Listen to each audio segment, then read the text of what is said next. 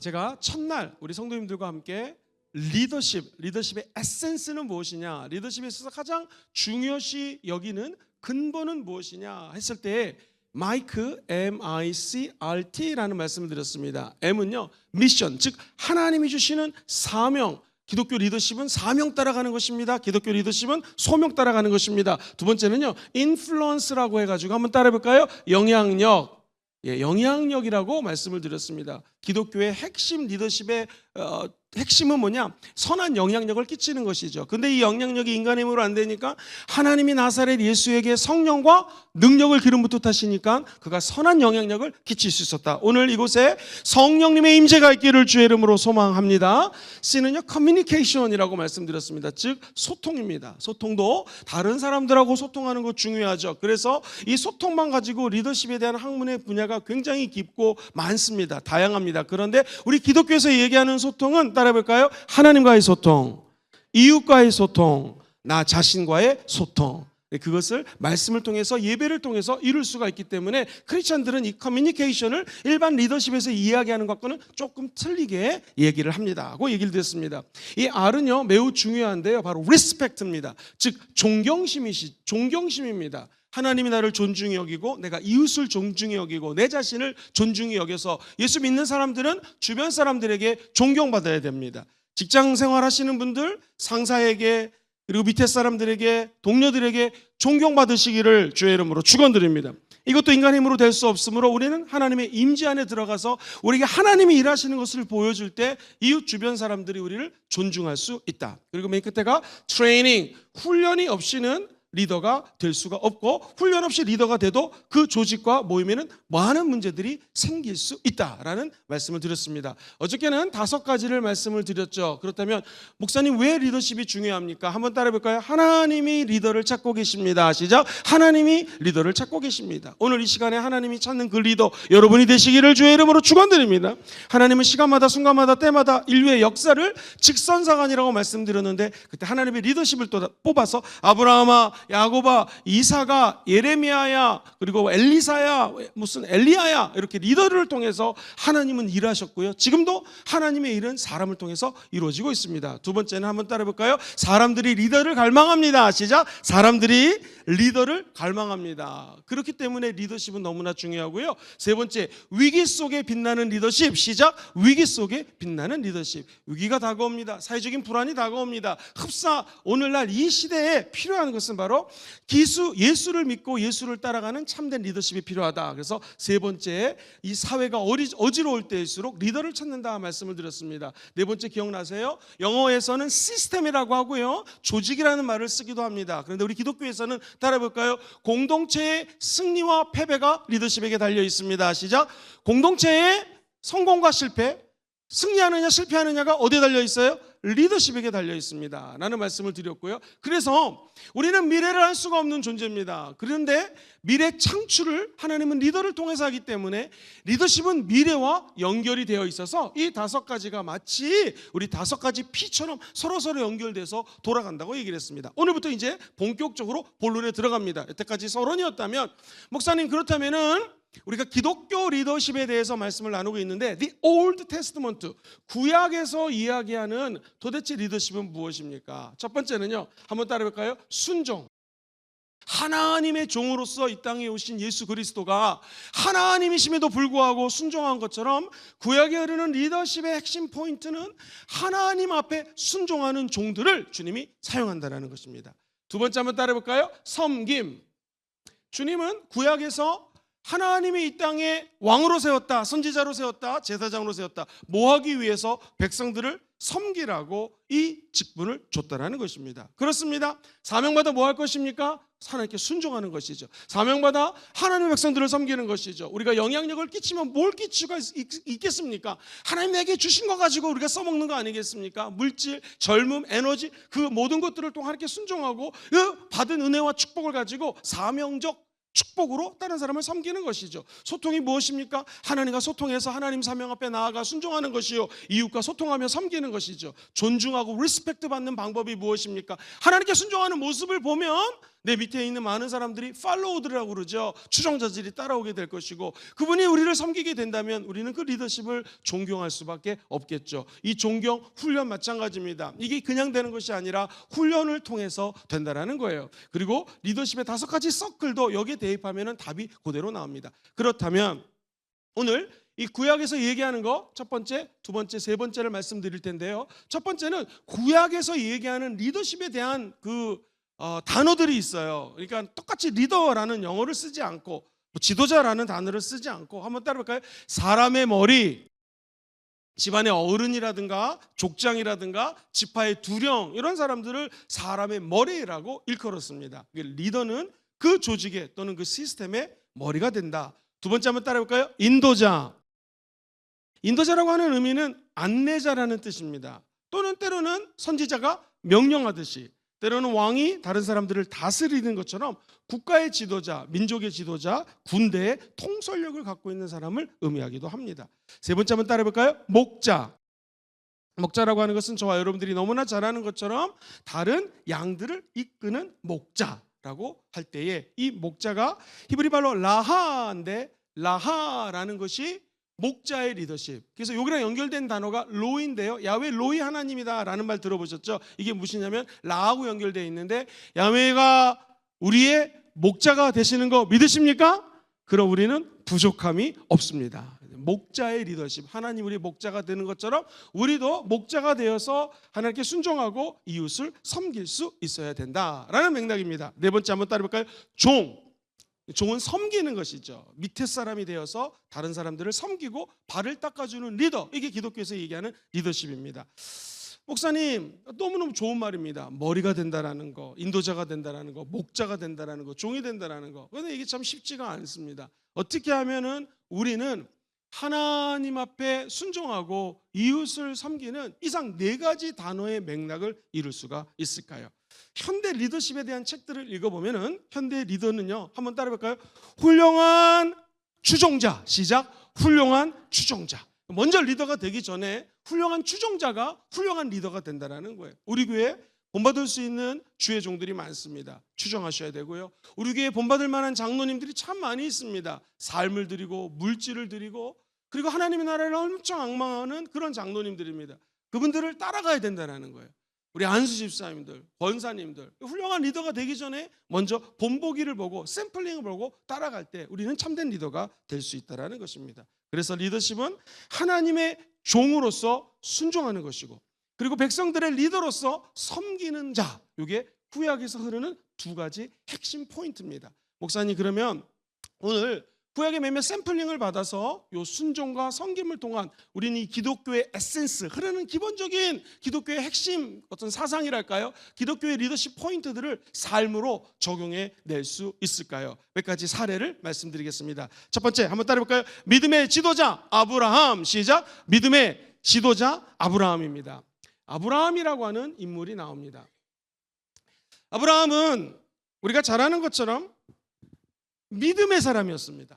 그래서 만약 아브라함이 318명의 군사를 가지고 있었다, 엄청난 땅을 소유했다, 그 밑에 일하는 사람들이 많았다, 이거에 포인트를 두시면 안 됩니다. 아브라함의 큰 자산은 무엇일까? 여러분, 우리 모든 사람들이 자산이 있죠. 순자산이라고 하는 것은 빚을 빼고 내가 갖고 있는 것에 대한 빚을 뺀 그 자산을 순자산이라고 얘기를 합니다. 과연 아브라함의 순자산은 무엇일까? 아니면 빚을 빼고 그가 갖고 있던 자산의 총합상, 총량은 무엇이었을까? 바로 믿음입니다. 성경에 보면 히브리서 11장 17절에 이렇게 고백하죠. 시작. 아브라함은 시험을 받을 때 믿음으로 이삭을 드렸으니 그는 약속들을 받은 자로 돼 그 외아들을 어떻게 했어요? 드렸다는. 외아들을 드리는 것이 쉽지 않습니다. 흡사 지금 이 아브라함의 모습은 하나님의 모습이죠. 외아들, 예수님을 드리는 우리 하나님의 모습. 저와 여러분이 어떻게 하면은 이 하나님 나라의 리더가 될 수 있을까? 쉽지 않습니다. 우리가 외아들이 있으면 외아들을 드려야 될까요? 아닙니다. 아브라함이 했던 것은요, 따라해 보십시다. 믿음으로 이게 종교개혁을 일으켰던 기치입니다. 믿음으로 우리를 드릴 수 있다는 거예요. 여러분과 제가 잘 아는 것이 있습니다. 아브라함 될 수 있었고 리더십 될 수 있었던 것은 창세기 12장 1절 2절부터 나옵니다. 아브라함아 너는 본토 친척 아비 집을 떠나 내가 명령할 곳으로 가라. 너는 you will be a blessing. 네가 복덩어리가 될 것이다. 그러니까 네가 복이라 가는 곳마다 복을 전할 것이다 고 하면서 그를 하나님의 말씀 앞으로 나오게 합니다. 아브라함은 그 말을 듣고 아마 아멘이라는 성경에 적혀 있지 않지만 아멘 하고 믿음으로 순종하는 것이죠. 오늘 저와 여러분들이 오늘 예배 드리시다가 주의 음성을 듣게 되기를 주의 이름으로 축원드립니다.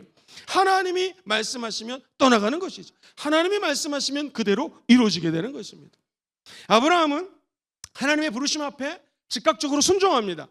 제가 자식이 많습니다. 돌봐야 될 조카 롯도 있고요. 수없이 많은 일들이 있습니다. 무엇보다도 좀 경기가 어렵습니다 라고 얘기하지 않습니다. 주님 말씀하시면 즉각 순종하는 것이죠. 조금만 읽었던 말씀처럼 이삭을 바쳐라. 여기서 자기 하나밖에 없는 아들을 바치고 싶은 사람이 도대체 어디에 있겠습니까? 아까 말씀드렸던 자산으로 치면 최고의 자산, 기업 아니겠습니까? 그 아들을 어떻게 하나님 앞에 드릴 수가 있겠습니까? 그러나 창세기 12장에서 믿음으로 떠났던 아브라함은 아까 드렸던 찬양처럼 나의 길 오직 그가 아시나니 나를 그 다음에 어떻게 해요? 단련하신 후에 믿음의 사람으로 정금과 같이 나왔습니다. 그래서 창세기 22장으로 넘어가면 내 아들 이삭을 바쳐라 했을 때 그는 망설이지 아니하고 아침부터 아들을 데리고 저 하나님의 산으로 가서 진짜 아들을 드립니다. 우리가 너무나 잘 아는 것처럼 아들을 진짜 죽이려고 했을 때 죽이지 말아라. 그를 위하여 내가 예비해 놓은 재물이 있다고 하면서 야훼 이레 예비하시는 하나님에 대해서 말씀을 합니다. 2025년도가 열렸습니다. 아마도 우리의 생각과 하나님의 생각은 틀립니다. 하나님의 생각은 우리의 생각보다 높습니다. 믿으십니까? 육신을 따르는 자는 육신의 일을 생각하고 영을 따르는 자는 영의 일을 생각하나니 육신의 생각은 사망이요 영의 생각은 생명과 평안입니다. 저와 여러분들이 올 한 해 살아갈 때 믿음으로 말씀을 따라가기를 주의 이름으로 축원드립니다. 순복음 스타일로 얘기하면 성령 충만하십시오. 성령의 레마를 들으십시오. 그 말씀을 따라가는 것이 하나님의 영광이 드러나는 길이가 될 것이고 하나님 앞에 순종할 수 있는 하나님의 사람으로 변화되게 될 것입니다. 아브라함은 롯이라고 하는 조카가 있었습니다. 위험에 처합니다. 소돔과 고모라 땅이 의인이 없으므로 망한다. 하나님 앞에 간구합니다. 의인 50명이 없어서 망하는 게 말이 됩니까? 40명, 30명, 20명, 10명 하면서 하나님께 롯을 위하여 그 롯이 살고 있는 지역을 위하여 중보기도 합니다. 토요일마다 우리 사랑하는 성도님들이 아침 9시 20분부터 모여서 중보기도 합니다. 우리가 우리 땅만 기도하는 것이 아니라 북한 땅을 위하여 전 세계를 위하여 기도할 때 하나님 아버지가 우리에게 주시는 사명을 이 섬김의 역사로 나타나게 될 줄 믿습니다. 아브라함은 순종만 한 것이 아니라 그의 주변 사람들을 섬겼다라는 것이죠. 창세기 14장을 가면 조카 롯이 이 납치를 당했습니다. 이 싸움에서 져가지고 그냥 포로로 잡혔습니다. 여러분 어떻게 하시겠습니까? 318명의 군사를 가지고 대작전을 펼칩니다. 그리고 그가 쳐들어가서 잃었던 하나님의 사람을 뺏어 옵니다. 그는 단순히 순종만 한 것이 아니라 주변의 분들을 섬겼다라는 것이죠. 바라기는 여기 계신 모든 분들이 구약에서 흐르는 리더십의 핵심 순종과 섬김으로 하나님께 쓰임받게 되기를 주의 이름으로 축원드립니다. 두 번째 샘플입니다. 온유한 성품의 지도자 모세. 시작. 온유한 성품의 지도자 모세라고 하는 인물입니다. 모세는 하나님 앞에 순종합니다. 고대 근동에서 적혀있던 여러 가지 메시지들 중에서요, 모세가 모세 될 수 있었던 이유 중에 하나는 우리가 아는 것처럼 사람을 죽이지 않습니까? 광야로 갑니다. 그리고 미디안 땅에 가서 스포라라고 하는 여인을 만나 이드로의 사위가 됩니다. 그가 너무나 목이 말라서 물을 먹었을 때에 600여 년 전에 쓰였던 자료에 봤더니 모세가 될 수 있었던 것은 하나님을 두려워하여 이 중동에 있는 여인들이 산을 올라갈 때 치마를 입었는데요, 옆에가 찢어졌기 때문에 갈라져야지만 산을 오르기 있기 때문에 이 속옷을 볼 수가 있는데 모세가 눈을 가리거나 앞서서 갔다고 합니다. 그는 하나님을 두려워했던 사람이라는 것을 반증하는 것이죠. 모세가 하나님의 은혜 가운데 40살까지는 왕자로 살았지만 그가 40년 동안 믿음을 지켜왔는데 나머지 40년은 우리가 아는 것처럼 양을 치는 목자로 살았습니다. 하나님이 부르십니다. 저는요 입이 뻣뻣합니다. 말을 잘 못합니다. 저는 이제는 입이 어눌해가지고 그렇게 리더가 되어서 이스라엘 백성들을 출애굽시킬 수 있는 그런 사람이 아닙니다. 근데 주님께서는 모세에게 사인을 보내줍니다. 네가 왜 말을 못한다고 걱정하는가? 말을 잘하는 아론 네 형을 붙여줄 것이다. 손을 넣다 뺐더니 우리가 아는 것처럼 문둥병에 걸립니다. 또 집어넣더니 낫습니다. 지팡이를 던졌더니 뱀이 됩니다. 지팡이를 잡으니 다시 뱀을 잡으니 또 지팡이가 됩니다. 이런 일련의 사건들을 통해서 모세는 하나님의 명령을 순종합니다. 그리고 명령에 순종했을 뿐만 아니라 출애굽기 24장 12절로 18절에 보면은요 하나님 앞에 순종하려고 기도를 합니다. 금식을 합니다.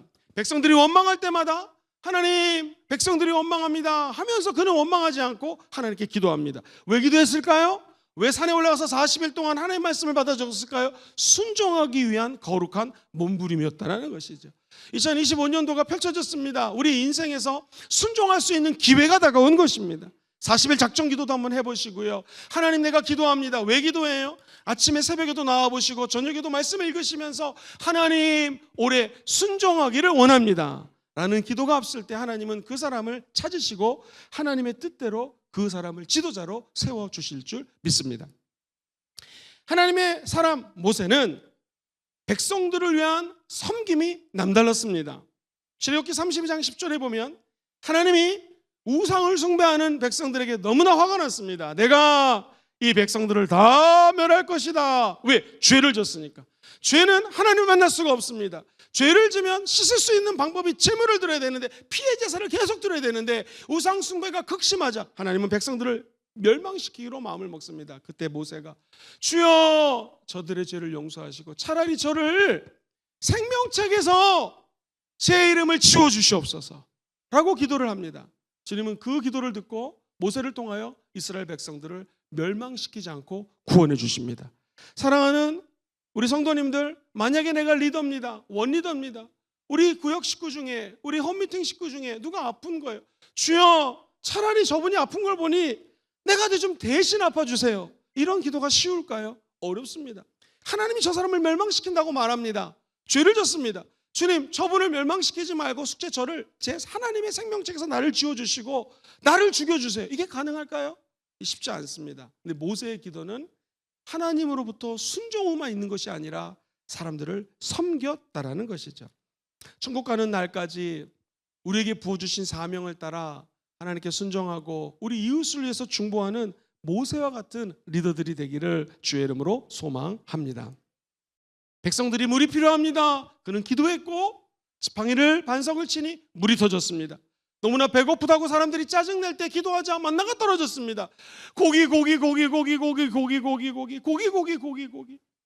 그러니까 기도하자 우리가 아는 것처럼 만나뿐만 아니라 뭐가 떨어졌습니까? 메추라기가 떨어졌습니다. 즉 모세의 리더십은 사람들의 필요에 민감했다라는 것이고요. 그걸 자기 힘으로 해결할 수 없기 때문에 하나님께 기도하고 해결했다라는 것이죠. 제가 조심스럽게 예언하건대 2025년도에도 이런 일들이 생길 수가 있습니다. 뭐가 필요한데 없어요. 당장 뭘 해야 되는데 부족합니다. 그때 우리 모든 리더십들이 불평하지 마시고 하나님께 기도해서 하나님의 공급함을 체험하시게 되기를 주의 이름으로 축원드립니다. 인간의 힘으로 어찌 만나를 먹을 수가 있고 메추라기를 먹을 수 있고 반석에서 물을 쏟아낼 수 있겠습니까? 백성들은 원망했지만 리더들은 기도해야 됩니다. 오늘 여기 계신 모든 분들이 올 한 해 어떤 어려움 속에서도 하나님께 기도하여 이웃을 섬기는 기적의 역사를 일으키는 주인공 되시기를 주의 이름으로 축원드립니다. 모세 리더십의 핵심이 민수기 12장 3절에 적혀져 있는데요. 이 모세가 모든 지면의 사람들보다 더한 것이 도대체 이유가 뭐냐? 시작. 이 사람 모세는 온유함이 지면의 모든 사람보다 더하더라. 정답은 뭐냐면 온유함입니다. 모든 지면의 사람보다 승한 것, 더한 것. 도대체 모세의 리더십의 핵심은 뭐냐? 온유함입니다. 근데 진짜 모세는 온유한 사람이 아닙니다. 주님 막 화가 나가지고 땅을 여러 번 치기도 하고. 왜 모세에게 온유하다고 성경은 이야기할까요? 한번 따라해볼까요? 하나님과의 친밀감, 시작. 하나님과의 친밀감입니다. 하나님과의 친밀감이 있으면 그 사람이 하나님을 닮아가기 때문에 비록 화를 낼 수도 있고 짜증을 낼 수 있지만 하나님은 그를 모든 지면의 어떤 사람보다 온유한 자라고 얘기합니다. 다르게 쉽게 표현하면 같이 해보시죠. 하나님과의 깊은 관계, 시작. 하나님과의 깊은 관계예요. 찰랑찰랑 그런 관계가 아니라 깊은 관계. 우리 장로님 중에 한 분이 킹크랩을 사주셨습니다. 제가 킹크랩을 먹다가 들었던 얘기가 생각이 났습니다. 이 킹크랩이라고 하는 게요, 엄청 살이 많은데요, 이 킹크랩은 밑에 바다로 깊은 곳에 들어갑니다. 그리고 자기의 이 발로 피부를 뜯어내요. 껍데기를 뜯어내요. 얼마나 아프겠습니까? 엄청 아플 거예요. 그런데 이걸 뜯어내야지만 다시 살이 찌고 킹크랩이 되고 다시 표피가 자라난다는 거예요. 사랑하는 성도님들, 2025년도에 저와 여러분들이 깊은 곳으로 들어가기를 주의 이름으로 축원드립니다. 그래서 영혼의 살을 찌으시고요, 우리 영혼의 살을 찌어서 킹크랩으로 인간이 먹는 것처럼 저와 여러분들의 영적인 양식을 다른 사람들에게 공급하는 깊이 있는 사람들 되기를 주의 이름으로 축원드립니다. 찰랑찰랑 거리는 곳에 그물을 던지지 말고 깊은 곳에 가서 그물을 던지기를 주의 이름으로 축복합니다. 모세는 하나님과의 깊은 관계를 가졌기 때문에 하나님은 그의 순종 그리고 그의 섬김을 볼 수 있었다는 거예요. 리더로 세웠다는 것입니다. 세 번째, 도전과 용기의 지도자 여호수아. 시작. 도전과 용기의 지도자 여호수아입니다. 여호수아는 하나님의 명령을 철저히 따릅니다. 가나안 전쟁에서 순종합니다. 우리가 아는 것처럼 여리고성을 매일매일 돌다가 마지막 날 7번 돌고 함성을 지르자 무너뜨렸습니다. 얼마나 기쁩니까? 근데 웬일? 젊은이 말로 이게 웬일? 아이성의 전투가 벌어졌는데 이거는 하하 우습다 했는데 완전히 패망합니다. 알고 봤더니 아간이라고 하는 자가 물질에 눈이 묻어서 가져야지 말아야 될 것을 갖게 됩니다. 욕심이 일어났습니다. 항상 욕심이 잉태한 즉 죄를 낳고 죄가 장성하면 사망을 낳죠. 이거 큰일 났습니다. 그때 이 실패 속에서 여호수아는 순종하는 것을 배웁니다. 빨리 회개하고 다시 아이성 전투에 임합니다. 그러자 하나님은 그 하나님의 지도자의 순종을 기뻐하시고 아이성 전투에서 승리하게 만듭니다. 성경에 보면 여호수아 1장 6절 7절 8절은 너무나 유명한 말이고 9절, 그래서 6, 7, 9절에 똑같이 반복되는 말이 있습니다. 그건 뭐냐면 너는 강하고 담대하라. 너는 내가 그들의 조상에게 맹세하여 그들에게 주리라 한 땅을 이 백성이 차지하게 하리라. 할렐루야. 그리고 7절에도 똑같은 말이 나오고 9절에도 똑같은 말이 나옵니다. 여호수아가 여호수 될 수 있는 것은 하나님의 음성을 듣고 순종했기 때문에 가능했다라는 것이죠. 백성들에게 그는 용기를 주기 시작합니다. 섬기기 시작합니다. 안심하라는 거예요. 여러분 강하고 담대하라. 하나님 말씀하셨습니다. 강하고 담대하십시오. 그리고 그때 정치, 경제, 모든 문화의 리더십을 장악하고 있던 모세와 같은 권위가 있었기 때문에 여호수아는 드디어 적과 꿀이르는 가나안 땅에 들어갔어요. 다 내 것으로 가질 수 있지만 각 지파에게 땅을 분배합니다. 무엇입니까? 하나님께 순종했을 뿐만 아니라 하나님의 백성들을 섬겼다라는 것이죠. 그 모습을 보고 하나님은 모세가 죽었습니다. 엄청난 리더가 죽었을 때 그에 못지않은 차세대 리더 여호수아를 통하여 적과 꿀이르는 가나안 땅에 들어가게 하셨다라는 것이죠. 우리도 부족함이 많습니다. 우리 모두도 리더십 되는 것이 두렵고 떨립니다. 그러나 오늘 여호수아처럼 하나님 말씀에 순종하고 이웃을 섬기려고 할 때 하늘문이 열리고 구원의 밧줄이 내려오게 될 줄 믿습니다. 오늘 본문을 제가 설명을 일부러 안 했는데요, 여호수아서 1장 아까 얘기했던 강하고 담대하라, 강하고 담대하라, 강하고 담대하라, 그가 선포를 하자 10절부터 백성들과의 대화가 나옵니다. 11절에 보면은 명령을 합니다. 도대체 무슨 명령을 할까요? 백성들에게 명령하는 장면이 본문 11절에 나옵니다. 진중에 두루다니며 그 백성에게 명령하여 이르기를, 한번 따라해 볼까요? 양식을 준비하십시오. 양식을 준비.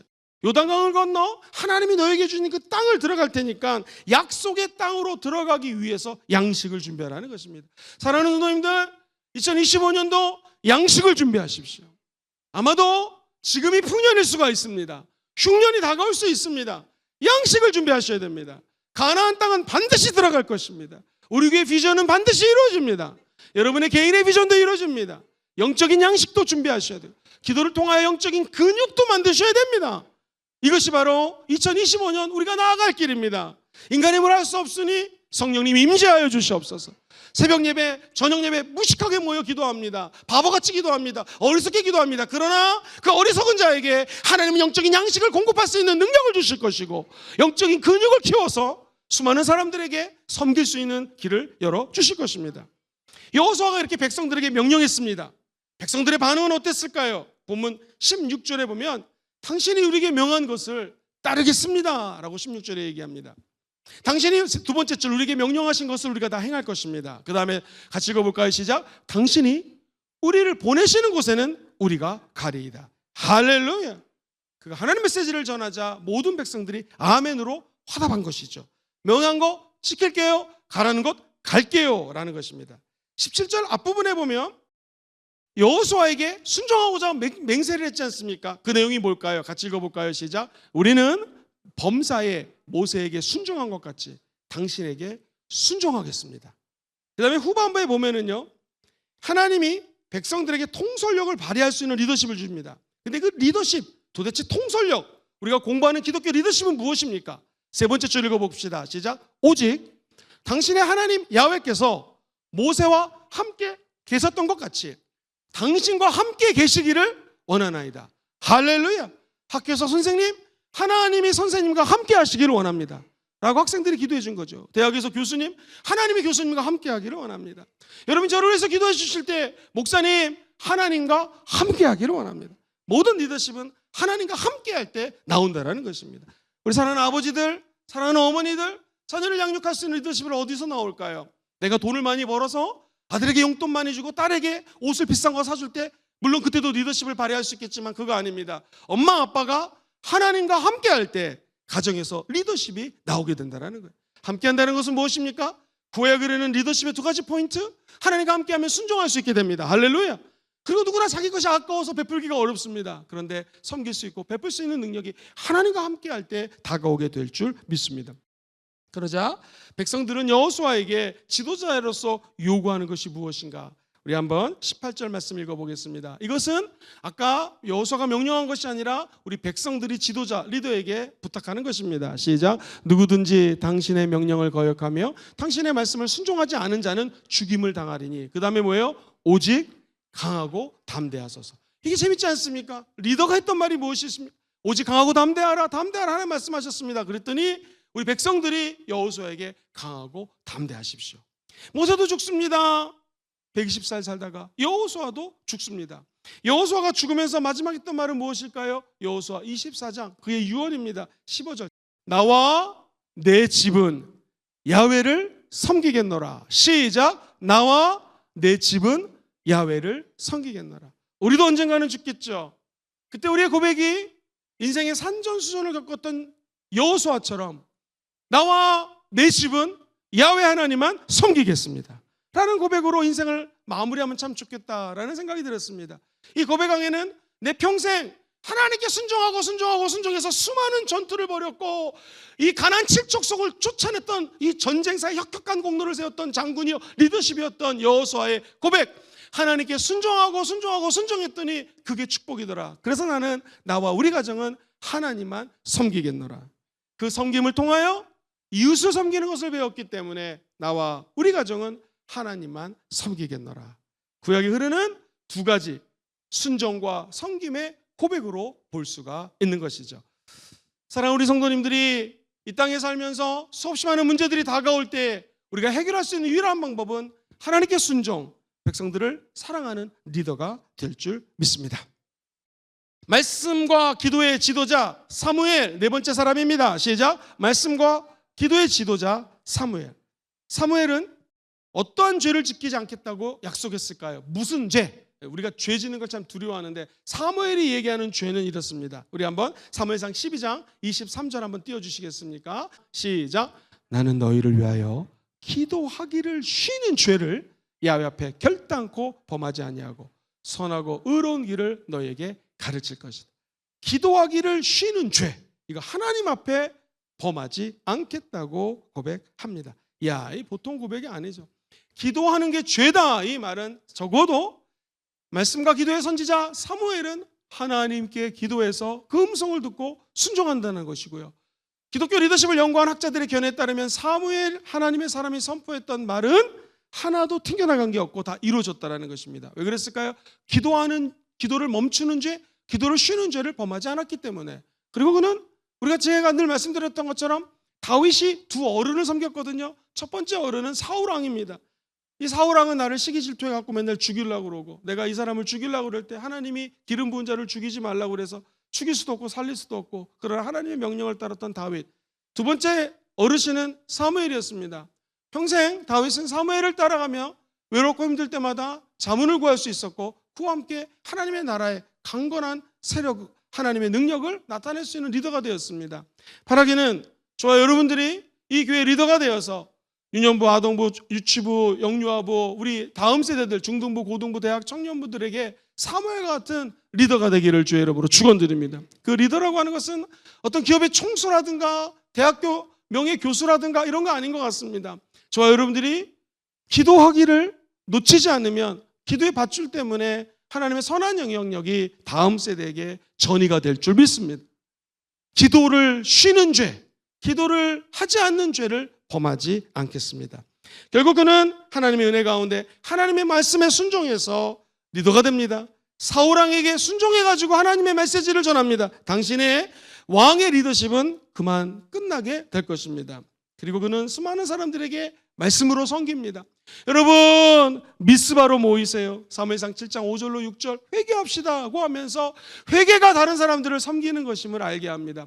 여러분과 제가 인생을 살면서 또는 신앙생활하면서 만약에 어떤 분이 진심으로 죄를 이야기하고 회개하라고 권면하는 분이 있으면 행복한 사람입니다. 내가 죄를 졌는데 아무도 죄에 대해서 언급하지 않으면 불행한 사람입니다. 내가 하나님 앞에 기도를 하는 사람인데 기도를 해도 우리는 죄를 질 수가 있습니다. 만약 어떤 사람이 사랑하는 마음으로 당신의 죄를 언급하며 회개하라고 얘기를 하면 그 사람이 진심으로 당신을 섬기는 사람입니다. 사실은 목회라고 하는 것도 칭찬만 하고 박수만 쳐주면서 할 수 있습니다. 근데 목사는 뭐 하는 사람이냐면 여러분의 죄를 회개할 수 있도록 자리를 만들어주고 회개할 수 있는 길을 열어주는 것이 목회자인 것이죠. 사무엘은 사람들을 섬겼다라는 게 박수만 쳐주고 격려만 한 것이 아니라 회개할 수 있도록 미스바에 모이자고 얘기합니다. 그리고 기도로 백성을 위해서 중보기도 하는 것이죠. 말씀과 기도의 선지자처럼 우리 인생에도 하나님 앞에 죄를 범하지 않는, 그 죄는 다른 것이 아니라 기도하기를 멈추는 죄를 범하지 않는 그러한 리더십에 대해서 하나님께 순종, 이웃에게 섬김을 나누는 하나님의 위대한 리더들 되기를 주의 이름으로 축복합니다. 3명이 남았는데 한 사람만 더 하겠습니다. 준비된 지도자 느헤미야. 시작. 준비된 지도자 느헤미야. 느헤미야 5장 15절에 보면 느헤미야가 하나님께 쓰임받을 수 있는 이유는 도대체 무엇이었을까? 나보다 먼저 있었던 총독들은 백성에게서 양식과 포도주와 또 은 40세겔을 그들에게서 빼앗았고, 또한 그들의 종자들도 백성들을 압제하였으나 나는 하나님을 경외함으로 이같이 행하지 않았다라는 거예요. 다윗처럼 정의를 행했다라는 것입니다. 그리고 그는 하나님 앞에 올바로 살라고 애를 썼기 때문에 하나님은 마지막 때에 이 하나님의 사람 느헤미야를 하나님의 순종의 종, 섬김의 종으로 사용했다라는 것이죠. 다윗도 예레미야도 마찬가지입니다. 핍박 속에서도 예레미야가 눈물을 흘리며 회복으로 메시지를 성도들에게 선포합니다. 그 메시지가 이런 말씀이 적혀져 있습니다. 너희를 향한 나의 생각은 재앙이 아니요 평안이니 너희에게 미래와 희망을 주려 함이라. 할렐루야. 하나님은 우리의 생각과 틀립니다. 재앙을 주지 않습니다. 미래에 평안을 줍니다. 소망을 줍니다. 희망을 줍니다. 모든 리더십들이 구약에서 어려움이란 어려움은 다 겪었지만 그들이 정금같이 되어서 고백했던 것은 하나님, 내가 하나님의 종으로 순종하겠습니다. 두 번째, 부족하지만 순종하며 다른 사람들을 섬기겠습니다. 그 리더십의 샘플이 7가지가 나옵니다. 시간상 제가 5가지를 말씀드렸습니다. 바라기는 새해에 우리 살아가는 성도님들의 삶에 하나님에 대한 순종과 섬김의 열매가 가득하기를 주의 이름으로 축원드립니다. 할렐루야. 우리는 사실 다 리더십이 없는 사람입니다. 그러나 하나님이 우리에게 은혜를 주시면 구약에서 저 선지자들처럼 리더십들처럼 순종하고 섬기는 리더가 되게 될 줄 믿습니다.